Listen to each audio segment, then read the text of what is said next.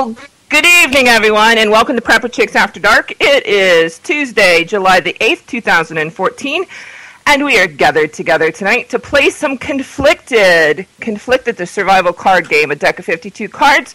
We're going to throw some scenarios out there and see what may fall.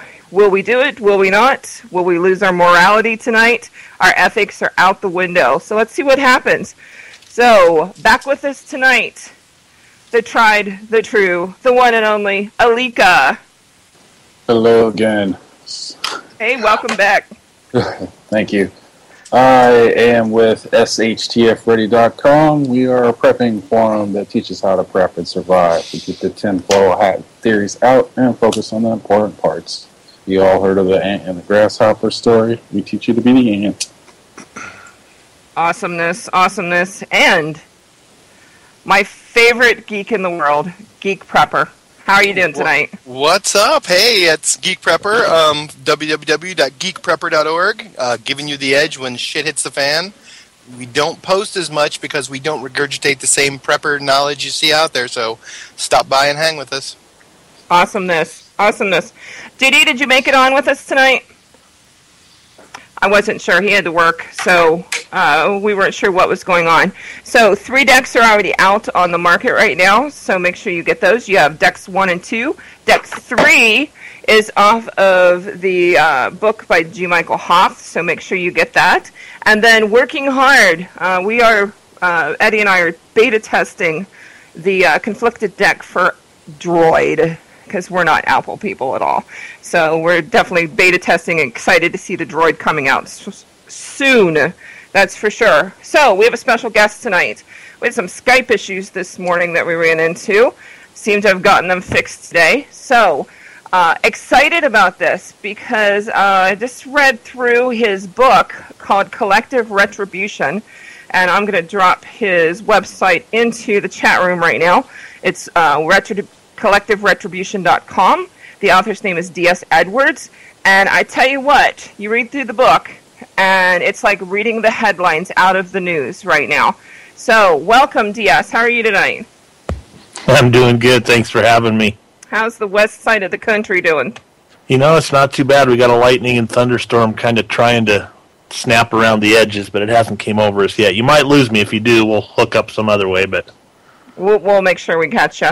But really, we're going to have you back on the AM show so we can definitely get down and dirty into your book because you have a lot to say. So why don't you tell everybody a little bit about yourself, about the book, and what's going on from here? Well, not a lot to say. I'm a small-town boy. Grew up in a town with 1 stoplight and 2,000 people, and I still get there as much as I can for, archery hunting and different things in the outdoors. The book, I finished Collective Retribution about 1.5 years ago. I finished the rough draft and finally got to publication in February, and it's just eerie how much I see taking place that I wrote about before it took place. So it's kind of waking me up. It woke me up to the whole prepping notion because I never even thought about it until I started writing the book. In fact, the book was originally supposed to be a political thriller, and it morphed into something totally different, and it completely changed my mind and my outlook, and it really, I made myself see the need to prep after, going on the journey through the book. So that's really what it's about. Yeah, it's definitely, you want to give everybody a hint, kind of, I know if you go to the website, you can actually download, FYI, a sample copy of the book. Yeah, you can get a sample copy on the website. You can actually read a sample on the Facebook page. Search Collective Retribution on Facebook. You can, read a sample on there. You can read a sample on Amazon. You can read a sample on BarnesandNoble.com, Kindle. So wherever you can find the book, you can find a sample. The thing about the website is I try and sell as many, signed copies from the website as I can because 10% of all of the proceeds from the website sales go to Gary Sinise for his foundation with veterans. So I really want to give back to Gary Sinise, and I really like what he does as opposed to Wounded Warrior and some others is because he pays for everything out of pocket. There is no administrative costs that come out of donations. Every penny of it goes to the vets. Awesome. Awesome. I'm answering questions in the chat room. So, you guys ready to play some Conflicted? I'm ready. I was going to say nobody answer at once. Shout out to everyone in the chat room. Looks like we have a full house tonight. Got to have some downtime this afternoon, so a special shout out to the chickies, Donna and Kathy. We got to go out and do some shooting and relieve some tension. So, always a good time. So, big shout out to them. Princess is here with us tonight. It looks like Road. Mom Jane with the prep, Mom Jane with the prep. Jane, Mom with the prep is in here. Hunt, we've got Road Dog, we've got Salty Old Dog. The Deer Farmer's wife is here. Hey, Susan. Hunt, I'm going to miss a lot of people, I know, but much appreciated you guys being here. But go over to collectiveretribution.com and get a sneak peek at what's going on in the book. Like I said, it's 300 and let me back up here. 335 pages, pretty much ripped from the headlines. So let's get started here. So I'm going to throw out the first question. So here we go. You didn't listen and you didn't prepare. How many of those people do we know right now? All hell breaks loose, and you don't have enough ammo, food, or water. There's chaos in the streets, and open looting is going on. No one who you turn to as far as friends and family could take you and your family in. Would you become a criminal to provide for your family and join the looters or not? If the answer is no, how would you survive? So, who's the biggest Doctor Who fan on the panel tonight? I'm going to say Geek Prepper is. What would you do? Crime would be a last resort, but I wouldn't hesitate if my family was on the line. I guess I would loot from companies and businesses before I would steal from other prepared people or other people. So if I couldn't get it in the wild, I would loot. I hate to say it, I would do it. Okay, all right. So Lika, any change to that? I would loot, but I would loot what I need and keep coming back. There's a danger of the items being gone for a second time around, but even though my family's starving, I think I would just loot what I need and bare necessities. And have a clear conscience about it. How far would it have to get in order for you to step over that boundary line? I mean, even if I had, or I was able to obtain some kind of small compound or even a clubhouse or something where I could store excess goods, I don't think I would get crazy with it. I still think I would take what I need or maybe stock up for weeks on end instead of just trying to take all of Walmart back to my hideout, Would you look for specific things, or would you just loot the hell out of everything just to have a collection going on that you could maybe barter with later on? Well, if I was in a looting situation, I think I would loot what I would need specifically, and maybe one or two items to. All right, I don't drink bottom shelf vodka, but I know some other drunk will, and it will trade me some ammo or a weapon for it. But again, it would be bare necessities. I wouldn't go to the extreme because I wouldn't want anybody stealing from me. Yeah. Would you go out yourself and do it, or would you send your wife or a teenage child, or how would you go about it? I would definitely leave the wife at home. It's just, I guess, being the husband and the man, I would have to protect. I wouldn't put my own wife in danger. But if it got really crazy and my kids were of age, teenage shooting age, I think I would bring them on one or two pillaging adventures if I would think there would be no action or harm coming to them. Okay. Now, Mom says if you decide you're going to loot all of Walmart, you have to take the people of Walmart with you. I thought that was kind of funny. Then I think I would actually shoot them. Well, DS, what do you think?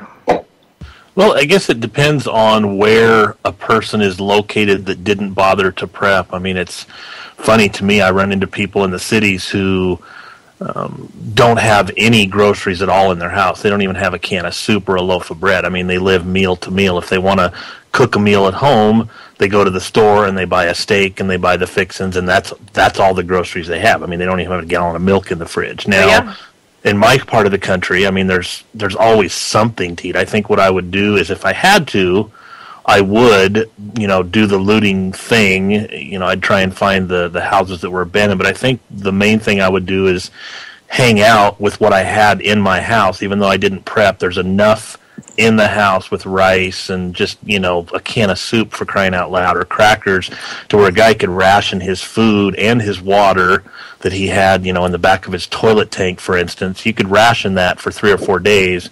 And I think if there's a sudden societal collapse, in 3 or 4 days, there's going to be a lot of people weeded out, and there's going to be a lot of empty homes and a lot of, bodies laying in the streets. So I think at that point, that would be the time to go out and see what resources a person could, drum up if they lived in a more populated area. I was going to say, how long would it take people to get to that stage, do you think? You think 3 or 4 days is practical for people to start the whole, I don't have enough food? I mean, I understand the city because I go to Indianapolis. There's like these little grocery stores on the corner. If you want to get a substantial amount of groceries, you have to go outside of the city itself because they don't have anything within the city. So unless you have a car, which a lot of people don't, my mother-in-law lives in Brooklyn, New York. She has a C-store, just a little itty-bitty thing. If she wants the amount of groceries I buy, she's got to go outside of town to get it. And you have to look at the level of societal collapse. I mean, is it just a power outage localized, or is it the entire, power grid down in the nation? If that happens, I mean, there's 3 days supply of food on the grocery store shelves in the most well-stocked grocery stores. If they didn't restock, it'd be empty in just a matter of days. So it just depends on what level of collapse we're talking about, and I think we're all talking about a major collapse. So I don't think it would be very long at all, 72 to, 96 hours, and things would be really chaotic. Okay, 2 things I disagree. First of all is the 3 days. We've seen it this past winter where it took 3 hours, sometimes as little as 30 minutes. You're laughing, but I'm right. Yeah, absolutely. So that whole 3-day BS, I'm going to call it BS, because once people realize what's going on, those grocery stores are going to be wiped clean. Yeah, it won't take long, but people might not realize right away what's going on. I mean, if there's a power failure, because it happens every year, wintertime gets harsh, well, the power goes out. There's a blackout area for 3 days or 2 days or, 24 hours. It takes people a while to figure out, but once they figure it out, oh, yeah, I absolutely agree with you. Once they figure out and they know that, wait a minute, Con Ed's not turning my lights back on, then it's going to be mass chaos. That was leading into the second part, the rioting that's going to start in 3 to 4 days. I'm comparing it to, and I'm playing devil's advocate here, I'm comparing it to the blackout that the Northeast saw, oh my goodness, 10 years ago or so? And, of course, we've got family that live in New York City itself, and you would think, if we're going to see riots, that's when it's going to be. I mean, total no electricity. They remained peaceful and calm. How long do you think it's going to be for people to hit that switch that, nothing's going to happen here, I'm on my own? Because we saw, how long was that blackout for? A week? Yeah, news travels fast. I mean, even without technology. So it just would all depend on, who has what technology that wasn't hooked up to the power grid. Say there's an EMP, for instance, nothing's going to work. No cell phones, no anything. But it just would depend on what technology is out there. And then people are going to start talking, well, I can't get on here. There's dead air on all the TV stations. I mean, it's just a matter of whether or not people realize that there's an entire 100% collapse. And I think once they do, like you said, it's going to be a matter of, hours, and there's going to be mass chaos. Yeah, because I think there's a lot of normalcy bias right now out in the non-prepping mindset that, things will be okay. Just give it a couple days and things will be back to normal. It's going to be really hard for people to admit that McDonald's is not going to open up on the weekend. Oh man, You will survive. The McRib is not coming back. Oh goodness, I've no. People are going to be a whole lot healthier whether they want to be or not. So, any suggestions on off-grid communication? I'm going to throw this out to each of you to prepare for something like this. What do you guys think? In the case of an EMP, what can people do now in order to ensure that they know what the rest of their family is going to be doing? Anybody? Okay, I'll answer. So, maybe possibly it's not a bad idea to, store a couple of, handheld communication devices, handheld radios, and some extra batteries, and maybe a transistor, AM/FM radio. It's not a bad idea to build a small, or you can even buy them now, small Faraday cage, and at least have that stuff set aside. So if you need it, at least you can communicate with others in your party, over short distances. So that's something you can do. But as far as, long distance communication, well, forget it. It's not going to happen, in my opinion. So a plan in place beforehand. Basically, you need to have that rough conversation. If this happens, this is what we need to do. Yeah. It can be a little unnerving for somebody that has college kids on the other side of the country. Or, relatives, Yeah. Alika, Geek, you guys got any suggestions? That's all you can do is the Faraday cage. I mean, I know someone who has a small Faraday cage with a couple of those little $30 Baofeng 2-meter, 70-centimeter radios. I mean, you can get some pretty decent communication out of those, but you're not talking hundreds of miles. You're talking 20 miles if you're on a hill with a good antenna. So yeah, I mean that's really all you've got. I mean your solar system is going to be fried. I mean all your power stuff's going to be cooked. You're not going to be able to do long distance comms. So it's going to be local. So if you guys are out there listening, your best bet, if you have family across the United States, is have a plan and work the plan. Know what everybody else is going to do. Pony Express, baby. I'm going to start one up as soon as that hits. There you go. Do you think that if we got hit by an EMP, do you think it would be localized, or do you think if somebody decides they're going to attack us with that kind of mechanism that they would do it across the board? DS, what do you think? Localized or one shot and it's over? Well, it could be localized, but I can say right now with as wide open as our southern border is, and even our northern border is even more wide open than our southern border, but there's more people who, have an affliction of dislike towards America, coming from the southern side. But as wide open as that is, it's not difficult to get some very nasty things across that southern border. And if it's coordinated, which they're getting very well coordinated, together, the Islamic extremists and different people, it wouldn't be hard to coordinate an attack. And if they did it in such a manner, like in my book, they could actually wipe out the power grid over the entire North American continent if they, synced their watches and did everything at the exact right time. But even if it's localized, it's going to take a while to get that back up. So there's still going to be some real nasty chaos within that area until the UN comes in and makes it worse. But there's still going to be some nasty chaos even if it's localized. But I think it would be easy to do it on a grander scale. Alika, what do you think? One point or multiple points? No, I think it would be a multiple point in sync operation. It would have to be, because if you hit a single point, or if you hit New York City, yeah, you're going to decimate the city, but the survivors will just get out of the affected area. To be effective, they would have to hit every state at the exact same time. Absolutely. Or into succession. Geek, what do you think? I think, we already saw like warships come up to the right to our borders. Like Iran sent one over. I mean, those ships are capable of launching nuclear weapons, and one set off in the atmosphere would create an EMP pulse that would cover a very vast distance. So they'd only have to use maybe 5-6 missiles, and they could strip our whole country down. Do you think they were just testing? Oh yeah, I definitely were. I definitely think they were. Not to speak ill of anyone, but our administration is a bunch of pussies. You like I disclaimed that first? Not to be mean, but you suck. No, I mean, we have the worst administration I've ever seen.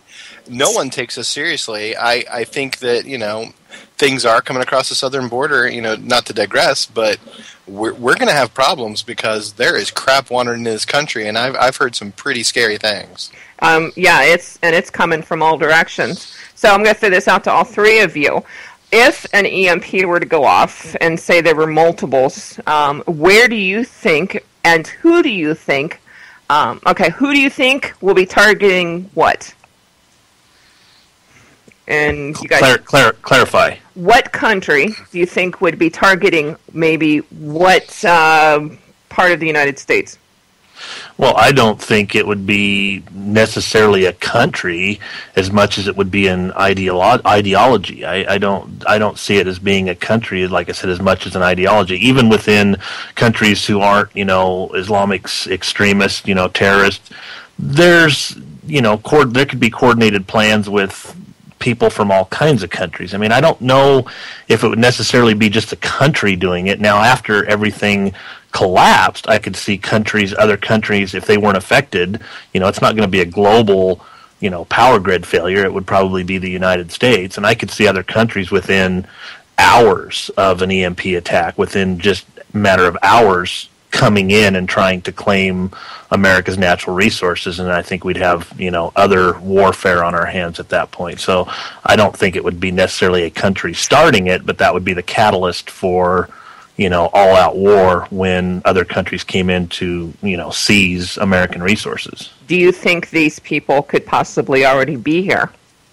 Oh, absolutely. I mean, look at, like your other guy, I can't remember, Alika. I mean, look at the administration we have now. I mean, whether or not they're inviting them in, it's been made pretty darn easy, and there's been no attempt to, keep them out. I mean, they could be here now, and the weapons could be here now. They could be on their way. They could be here. I mean, look at Iran's nuclear program. I mean, look at the former Soviet Union. You think Putin's a friend of ours? Do you think he wouldn't think twice about giving a nuclear weapon to someone he thought would destroy the U.S. and make it easier for him to come in and claim the resources? I mean, think about it. I don't think it's that difficult at all. They could already be here. Suitcase nukes, they're here. Yeah, absolutely. So if you were listening to this show right now, is there places that you would tell people to kind of shy away from? Well, myself, I mean, I wouldn't want to be in any urban area, any large city. I mean, Portland, Oregon, New York City, Los Angeles, California. I wouldn't want to be in any large urban area. I wouldn't want to be there right now. I mean, I'm blessed to live where I live out in the middle of nowhere. I wouldn't want to be in an urban area. Woo, Washington, D.C. Oh, no, thank you. That's where I'm, my backyard, baby. And that's my favorite city, by the way. I absolutely love visiting D.C. I love it, but I wouldn't want to be there if something happened. Yeah, visiting, exactly. Keyword.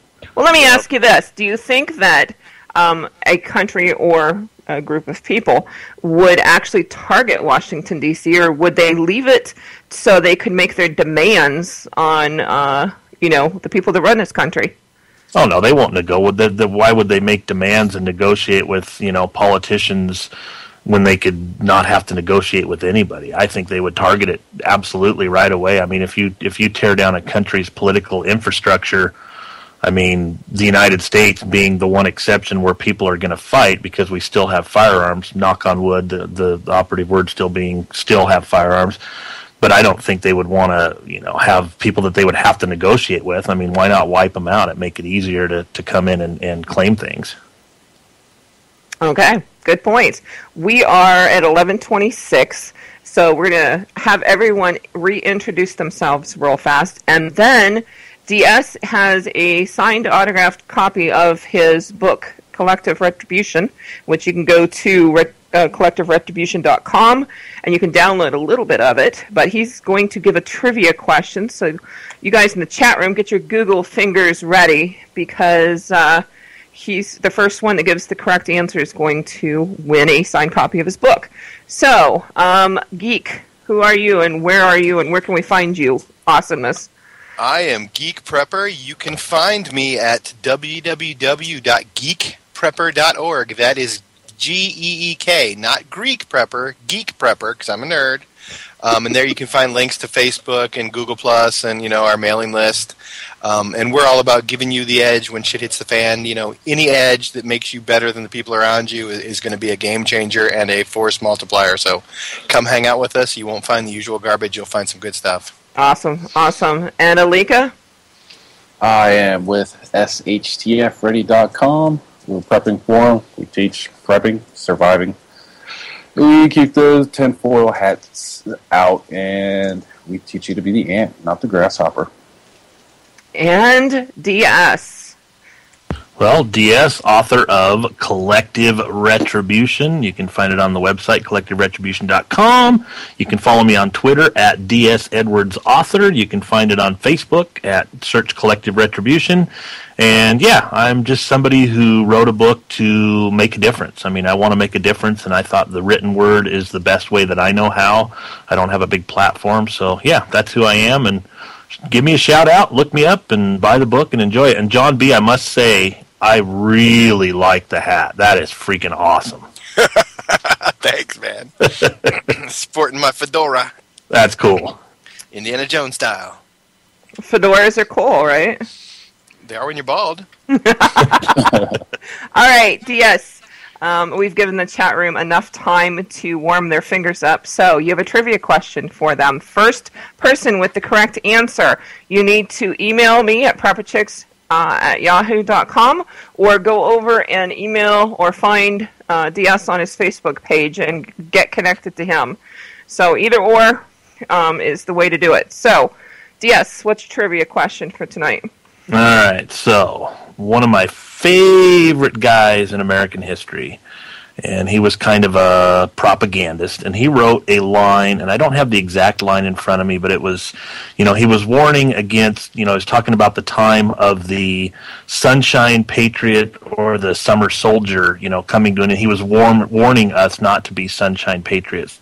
So I want his name, and I'd kind of like to have the name of the book, too. That would be kind of cool as a bonus. If you send me, give me the name of the writer, and as a bonus, if you give me the name of the book, then I'll go ahead and send a paperback copy too. All right, you guys in the chat room are on. So, DS, one more time. What's the quote? The quote is it's talking about the time of the Sunshine Patriot or the Summer Soldier coming to an end. I don't know the exact quote, but he's warning us against being Sunshine Patriots or Summer Soldiers. In other words, only when it's convenient. Okay. Well, let the chat room go at that, because I'm sure every Google page is open right now. Anybody have a question they want to throw out? I got one. Go ahead. This is off the third deck. Derek's alternative lifestyle choice would have alienated Gordon before the collapse, but Gordon wasn't as discerning in the new world. Does gender or sexual orientation affect your perception of combat readiness? Why or why not? Okay, I'm gonna pause this for a second. The American Crisis by Thomas Paine. Yay! Ding, ding, ding, ding, ding, ding. Vince Easley is one of our co-pilots here on UCY.tv. So that's awesome. So Vince, well, you know how to find me, and I'm sure you've already stalked down DS Edwards already. So get in touch with us, and we'll make sure that happens. But congratulations, Vince. Okay, so sorry, Alika, go ahead. Redo your question real fast. All right. Derek's alternative lifestyle choice would have alienated Gordon before the collapse, but Gordon wasn't as discerning in the new world. Does gender or sexual orientation affect your perception of combat readiness? Why or why not? Well, we've seen that in the military here recently with everything going on. So, sexual orientation. What do you think, Geek? I don't think it's a problem. I know many women who are badass shooters, and I know some pretty tough homosexual men. I mean, if I didn't know they were gay, I wouldn't pick a fight with them. I mean, you can't. I mean, people are people, and you don't know where they come from or what they got. So, was it a ninja or Jesus that said never refuse help from anyone? I think it was a ninja. Maybe it was Jesus. Ninja Jesus? Ninja Jesus may have said it, or Confucius, who knows. So yeah, I mean, anyone can be a bad mofo. You never know who you're tangling with. So you'd want them on your team? I wouldn't turn them away if they showed me they could hit something, 400 yards, and I don't care who they sleep with. It ain't gonna be me. Not right away. I got a curveball for you. Throwing down the curveball. Yeah, hit me with the curve. I love these. All right, it's combat readiness. Not only includes shooting. Would you be as concerned if they could pull your injured carcass out of the battlefield?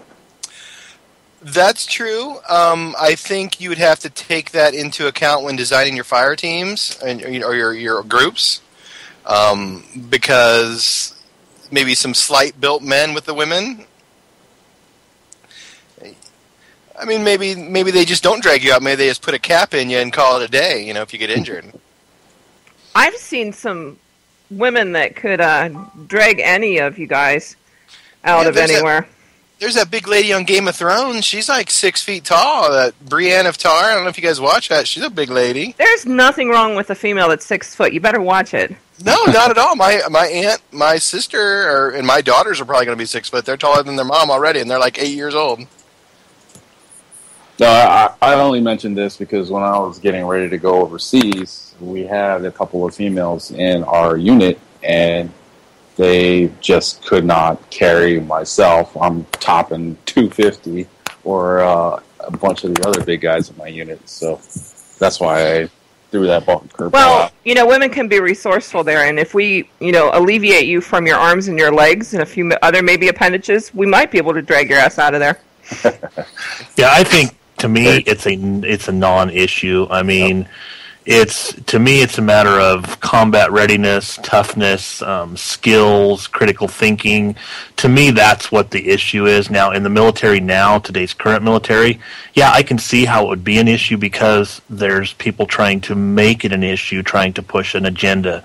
And, I can see how it would be an issue because the military recruiters, the planners, those who are signing up, they would be more apt with the current administration and the current, pulse of the country. They would be more apt to, even if someone wasn't ready, put that person in place to fill a quota, to have a token. And I think that's a problem. But in a survival situation, I don't care if they're blue, yellow, green, red, if they, as long as they're not neon. As long as they're combat ready, fine. If there's a guy who's very effeminate and has arms the size of toothpicks and has no critical skills, no, you're leaving, buddy. You ain't part of my group. That's all there is to it. So I think it's a non-issue. So as long as they don't, they're not neon and they don't glow, So let me ask you this. If you had a choice, and this is to all three of you, if you had a choice between someone that was physically buffed out or somebody but maybe didn't have all the skills, or someone that was mentally buffed out, but maybe not as physically fit as the other one, which one would you choose? It would depend on how many physically fit people were in the group. I mean, I would take a mental person any day over a physically fit person if I had other physically fit people. I mean, everybody has their role. Everybody has a role to play. So it would depend on what my makeup was of the group that I was in or that I was a part of. I mean, mental stamina and mental critical thinking is, the most important thing in combat. I mean, ask your, Alika, and I mean, it's a mental game. So I would pick that unless I didn't have anybody who was strong enough to pull their own weight. Okay. Alika, which one would you choose? Mental. It's easy to get scrawny geek nerd. Oh, snap! it's easy to get. No, you didn't. It's easy to get the scrawny guy buffed up and Banana. putting him through a regimental PT program to get him to the or her to the physical stature you want them. Good It's point. it's kind of harder to teach mental skills to somebody that just can only lift things up and put them down. It's plain and simple. Excellent point. Geek, what do you think?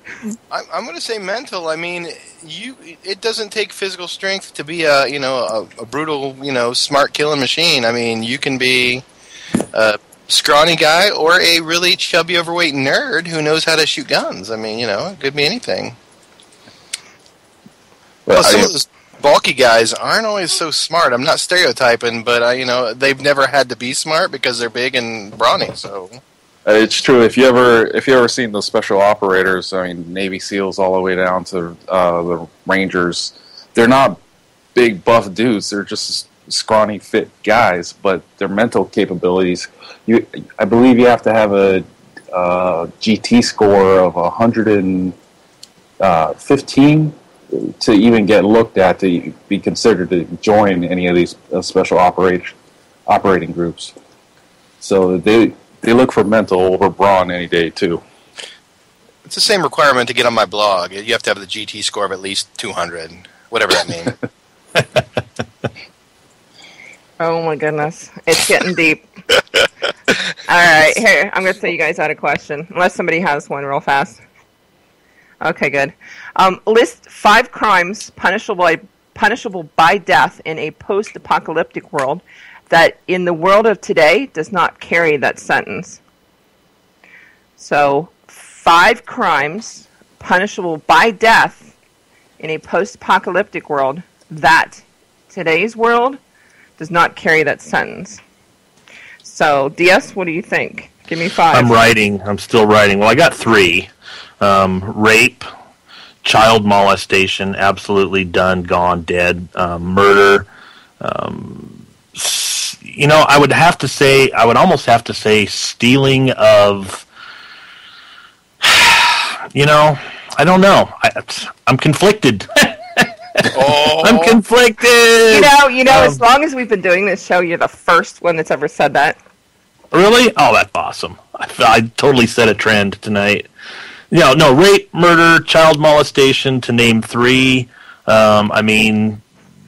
Certain thing. It would depend on how brutal the post-apocalyptic world is. I mean, are we going to hang somebody for horse stealing like they did in the 1800s? So, are we going to throw stealing in there? Mad Max.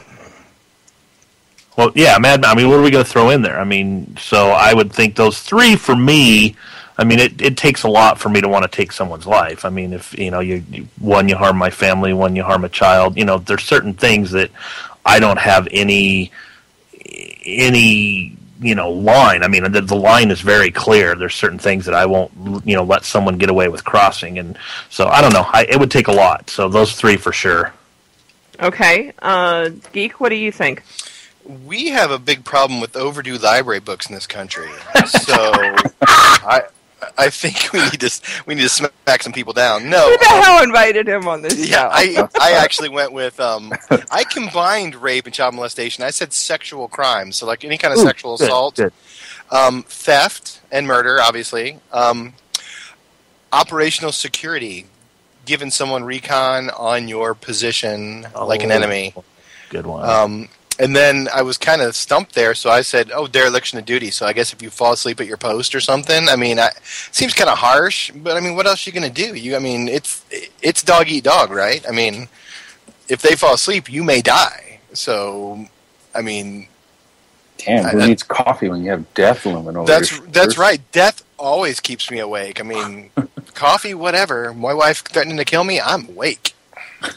It's funny, and, I think we all agree rape and child molestation is number 1, but that's probably going to be the number 1 job for most people. That's going to be a problem, yeah. Yeah, in a post-apocalyptic world. It's just going to be rampant. I'm not talking, necessarily rape and molestation, but the sex business is going to just explode. It sure is. Well, it's already exploding more than what we realize. I mean, the human trafficking and everything is just out of freaking control, and we never hear about it. Oh, I have here in Indy during the Super Bowl. It's a known fact. You know, the trucks driving around town with all the girls in the back, just waiting. You know, finding that person. Yeah. Hotel rooms, carting these girls in left and right. I mean, just unbelievable. You people in Indiana, oh my God! Oh, honey, it's not just here. I'm from there. I know exactly what you mean. It really is a major problem. I met the gentleman who was behind the Liam Neeson movie Taken, and talked with him at some length, and it's amazing. I mean, it was eye-opening to realize exactly how large of an industry and how nasty that is within our own country. I mean, it's worldwide, but within our own country, it's amazing. Yeah. Alika, what do you think? I mean, I'm pretty much on par with everybody else. I think the only new one I would add would be the leader of roving gangs, the guy that's the shot caller. I mean, if he's telling you the rest of these people to steal, rape, and pillage, he needs to go. That's a crime against humanity. The head of the snake. Yeah, exactly. Get rid of his underlings and the guy calling the shots. He's like a mafia boss. He doesn't want to get his hands dirty, but he tells everybody else what to do. You need to go. Get him on some Prepper Rico laws. I'm going through some stuff in the chat room right now, and I just question I'm going to throw out. We've got about 16 minutes left or so. We've seen it in the news and what's going on overseas, specifically, you know, with Israel and with the IS or ISIS or ISIL or whatever you want to call them, the Islamic State. Sharia law is harsh at times, and if we had a downgrade situation here, how much do you think that sector of the population is going to explode and try and take over and implement their way of life versus how we do things now? And we have silence. Well, there again, it's region specific. I mean, it's region specific. There's not a huge population here where I'm at, but there might be a big population in New York City, and I think it could be a problem in some urban areas. I could see it as being a problem with that. I mean, if they're able to recruit Americans now, and even people who, you know, agreed and vowed to protect the Constitution, I mean, if they're able to recruit them now on our own soil, yeah, in an apocalyptic situation where desperation is great, if they provide another way for people, yeah, I think it'd be very easy for them to start making that a way of life. Would you add someone that follows Sharia law onto your 5? Well, they can come into my 5, but I'm not going to follow all the tenets of Sharia law. I mean, if a woman's face isn't covered, I'm not going to stone her to death. I'm not going to beat her. I'm not going to, it's kind of a silly question, but I guess that's the game conflicted. I mean, what do you do? I mean, what would happen? So, yeah, I would let them in, but I'm not going to follow their tenets. I mean, if they're going to be with me, they're going to follow our laws and our morals, and that's the way it is. Geek, what do you think? I would like to say I'm not going to let him in because that's not what I believe. I believe that, and this is going to get me in trouble, I believe that's a false religion, and I think that's part of the the end times crap. I think those people are going to spread out because they come from environments where grid is down. There is no damn grid in the desert. So they're going to prey on these entitlement people who are weak-minded and don't do anything, and they're going to do the same thing they do in other countries. They're going to exploit the dumb with fear and threats of death, and then give them all these. Well, the only thing you got for you is 72 virgins in paradise. I think it's going to be an explosion. I think them and gangs will be our big threat. Well, dogs too.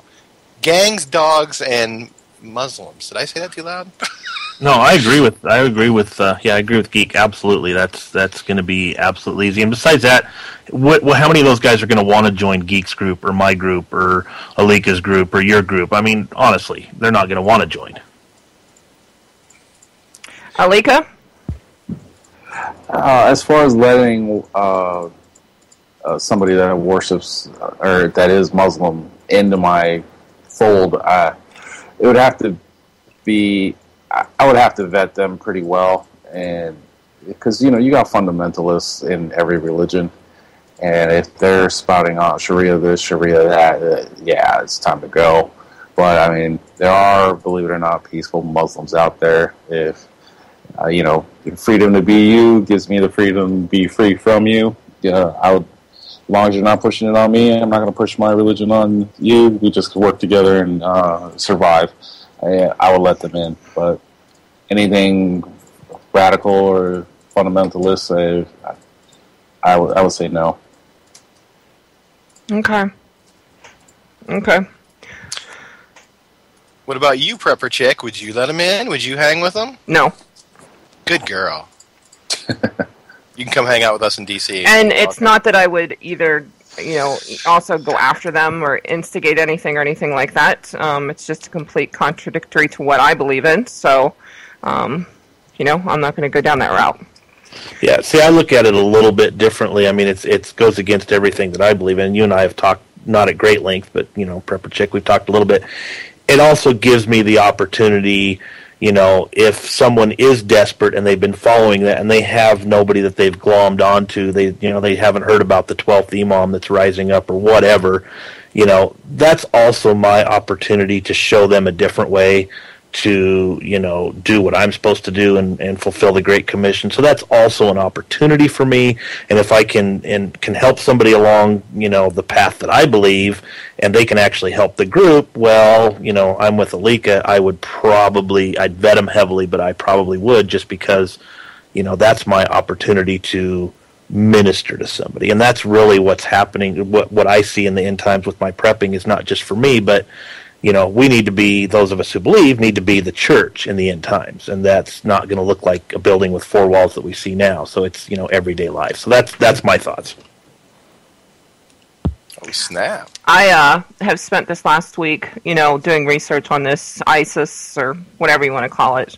And, we have to understand, we are force-fed a lot of information in the news by the major networks that is false. And, it's our responsibility as adults to try and, weed through this as best as we can and get to the truth, And I know a lot of missionaries, and I can tell you that this group of Islamists over there that are wreaking havoc and are, last I heard, were about ready to take over the Baghdad airport. There's going to come a point in time for each of us, if and when we do have a downgrade situation, that we're going to have to make choices.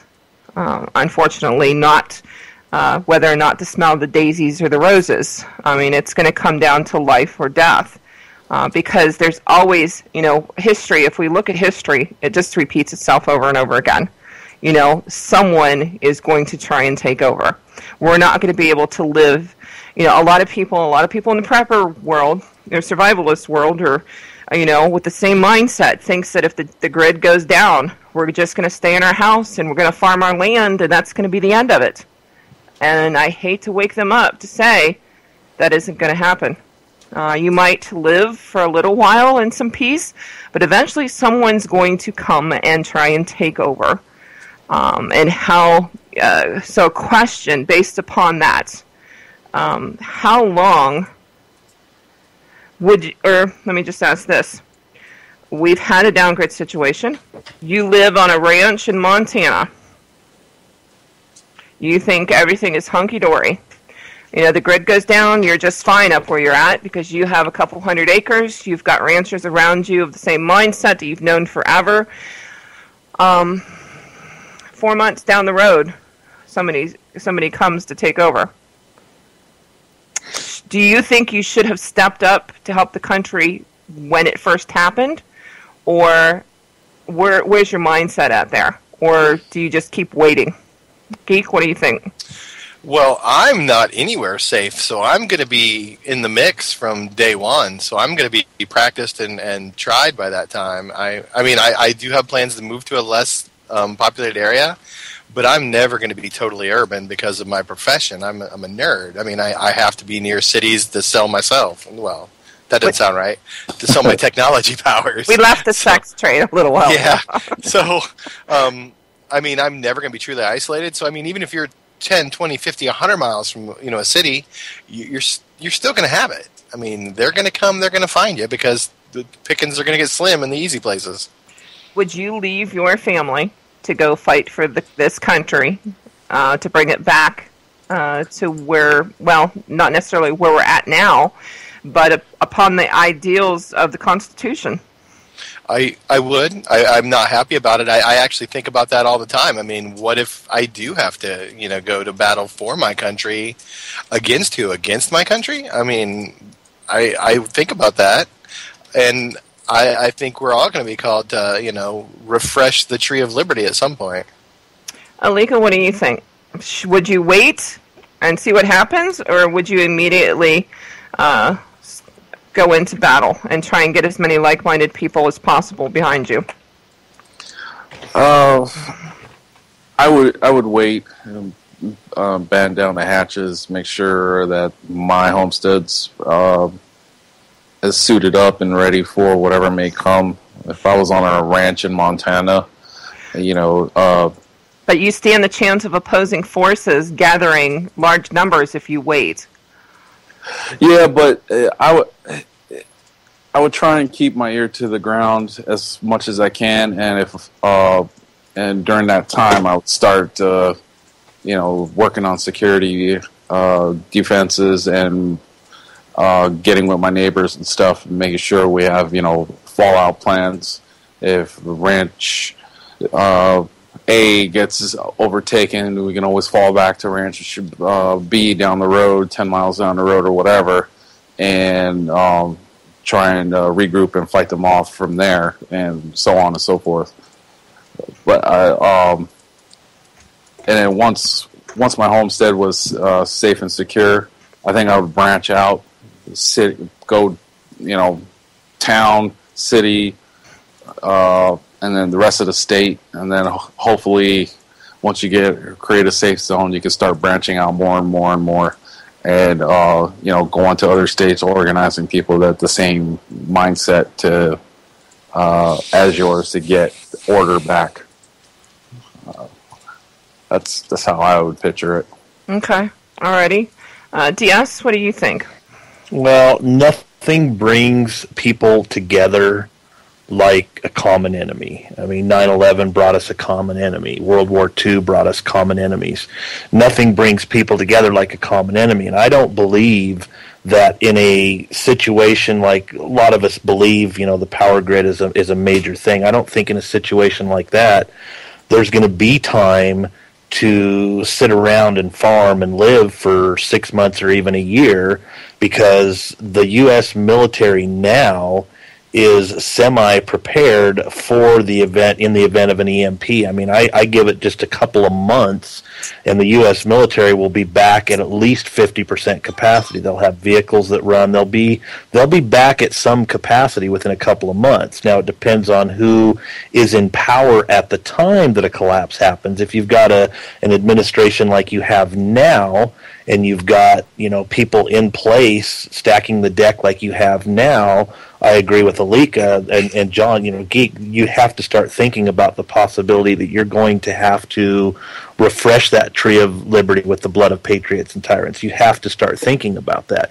So I don't think the enemies so much are going to be ourselves and roving gangs. I don't think there's going to be enough time to get large roving gangs, because I think the common enemy is going to be either the government, if it's the type of administration we have now, or it's going to be foreign invaders at that point. So I don't think we're going to have that opportunity. Let's put it that way. Okay. One last question, and then we'll have you each reintroduce yourself, because we are down to 4 minutes. On a scale 1 to 10, what do you 10 being an absolute yes? What do you think the chances of martial law being declared before 2016? Alika? Are you asking that based on current events? I don't see that happening unless a major natural disaster happened. Go ahead. Sorry. Go ahead. No, I would keep it in them. I would rate it as a 3. Okay. Alika, what do you think? I just said 3. I'm sorry, Geek. I'm thinking more of like a 7. I think that everything that's going on at the border, and I think, and just the way the media's been, I'm of the opinion that they're pushing for it. They want to start a fight. So 7, 8.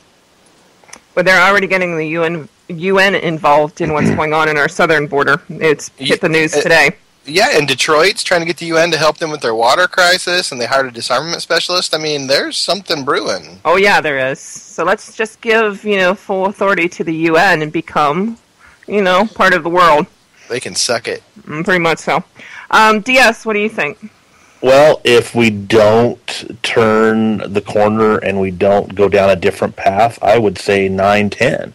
It all depends on whether or not we continue down the road we're continuing down now, and that we're pushing towards harder and harder and harder. I mean, look what happened in Nevada. We were a hair width away from an all-out crazy, not just there, but all over the U.S. battle. I mean, I don't know if people realize how close that was to snapping, and people feel it. People have made their choice now. They've decided on which side they want to stand on. And so I think we're close right now, unless we can come together and figure out how to solve our economic problems, our border crisis, our different things. I say a 9-10. I absolutely see it coming unless we turn it around now. Well, I was listening to Primer Time before us, and one of the guys lives in Texas, and they said that they called in the Rangers today to help with the crisis down there. But it looks like the UN is trying to give asylum, which is going to back us into a corner, and a pretty nasty one. Yeah. So, all right, quick introductions. DS, lead us out. Where are you from? All right, D.S. Edwards, live in Oregon, and the book is Collective Retribution. Thank you, guys.